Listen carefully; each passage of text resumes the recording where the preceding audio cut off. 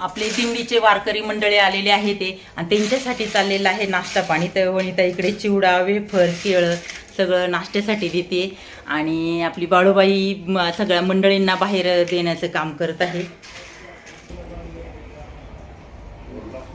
दे सगळ्यांना.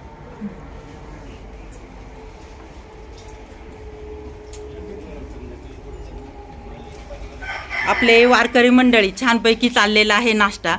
तर एवढं जास्त आता चैत्र वैशाखाचं ऊन म्हणतो, उन्हाचा तडाखा आहे आणि एवढं जास्तीचं ऊन आहे, पण पायीवारीमध्ये आपले भाविक भक्त मंडळी सगळ्यांना आपल्या माऊलीच्या दर्शनाची ओढ लागलेली आहे. आणि श्री क्षेत्र आळे येथे आपले रेडा समाधी आहे. जे काही ज्ञानेश्वर महाराजांनी रेड्याच्या तोंडून वेद वदले आहे त्या रेड्याची समाधी आहे. आणि तिथे आता एकादशी बारस या दिवशी खूप मोठी यात्रा भरती आणि हे सगळे वारकरी ऊन वारा कशाचंही पर्वा न करता अगदी माऊलीचा ध्यास लागलेला आहे आणि आपल्या माऊलीचं दर्शनासाठी सगळे मंडळी पायवारीमध्ये जात आहेत. तर मला देखील माझ्या घरी आलेत तर खूप छान वाटलं, कारण आपण म्हणतो ना साधू संत येती घरा तोची दिवाळी दसरा.